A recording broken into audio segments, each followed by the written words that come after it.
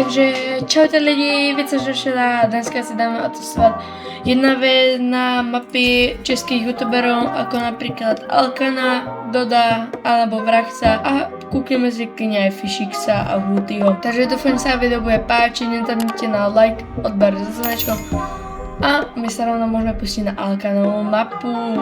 Mapa je robená cez Alkan Extra. Jo. Ideme si testovať delay, jo.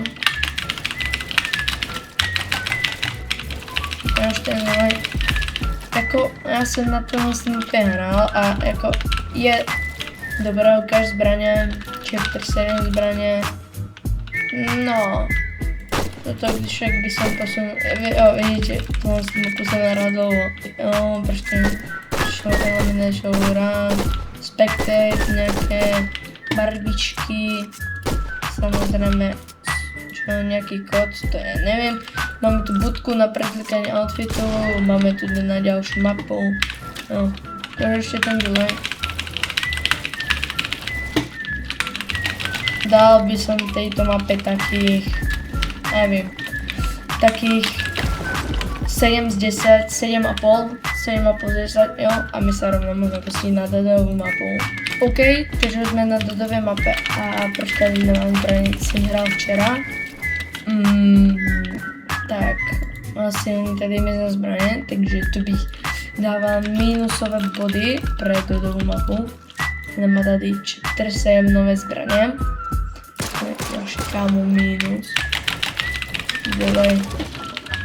Jako tomu, já nechci jako kecat, ale pro mě Alkan má menší delay jak Dodo. Jo, ukáž. Jo, 3 backgroundy, hátka, znajú jedna veda mapa, alebo na filtrať a jo, start, prostě klasika, reset, taky decent, nie je to nič, ako na Alkanovej mape, boli tam stromečky, prostě pláž, jo, z té mapy bych dal takých 5 z 10. Jako hrál jsem ji hodně, když si koukneme. Ne, protože mám tam z té mapě minimálně 8000 kg, jo. Ale nevím, jde do toho asi resetovat, protože ten si normálně ukázal. No nic, ok, tak jdeme na Vraxovou mapu. Takže zatiaľ, bye. Takže už jsme na Vraxové 1v1 mapě. Teďko pri editovaní som si uvedomil, že tohle Vraxová 1v1 mapa je stará, ktorú nerefreshuje, takže omlouvám se a užijte si zpátky video. On má 2 a já jsem si vybral to, no tak. Borec, čo asi nemá uploadnutý. To bych si dal minus body, nejaké, kam mal ten delay. Ten delay je to podľa mňa nič ako dodá.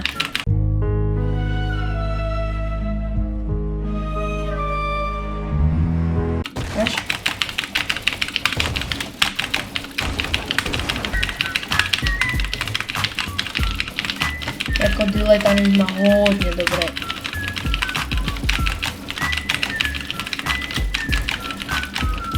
Kámo, ukáž ještě editkou, ne?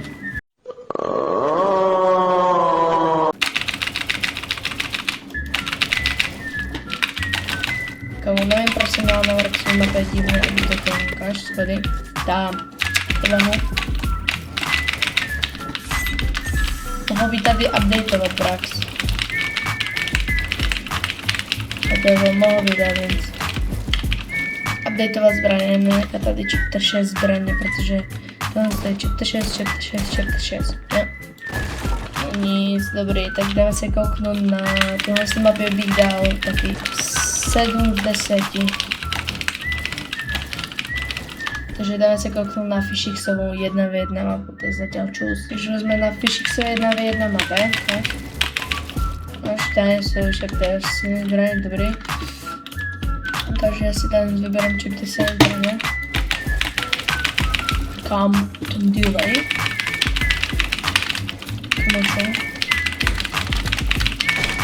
Kamo, podle mě.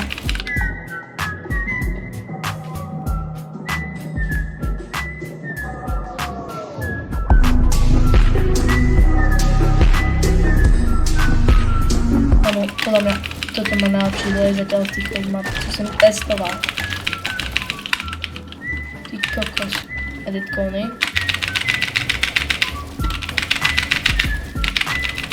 Ty píč.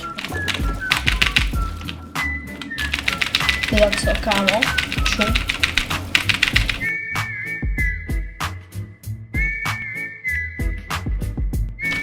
Ten delay.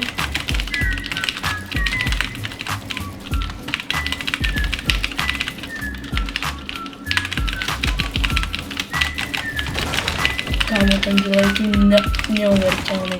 Kámo. Fishix. Nic. Ten delay tady máš dobré, jo, tady prostě na jinou mapu. Reset bych dal, jo, i tady nic, ne. Takhle, že bych ho dal například černé, protože není vidno. Tady máš Hailey, můžete více míň. Chapter 7, máš tady Goldfishku. A nebudu hejtit. Máš tady reload zbraně, jo, klasika. Tak tahle mapa byla asi zatím nejlepší, že tady jsme měli. Dal bych jej asi takých 9 z 10 a dáme se kouknout na další, což je Hutiho. OK, takže už jsme na Hutiho jedna v jedné mapě. A já na té mapě hraju asi nejčastěji, jo. Takže ju asi poznám na spaměť, jo, ale má tady pekné backgroundy, můžu si nastavit na prebuild. Kámo, podľa mňa Fishix najlepší deal z týchto všetkých. Jo, ten, čo to je? Reset score, reset score, respawn delay, snip mode, spectate, wood only, materiál, headshot only, overshield a infinity sprint. Ono tu má na... Jo, ono tu má ještě, čo bylo 4-5, ta upgrade mašina. Zbraně, toho se mi líbí, jak to na tamhle stojí, že si tam můžeš zbrát zezadu i zpredu, kámo. Má tady pekné plodnuté všetky zbraně. Ale co bych vytknul tomuhle, co bych tomuhle vytknul, že ten například bych dal reloady a tady bych dal 7 zbraně, protože já nevím najít, když viac zbraní najít nějakou shotgunu nebo bombu, jo. Ten má prostě normálně na skiny vyměnit, jo. Ještě delay si chci zkusit. Jo, ten má reset jako Fishix.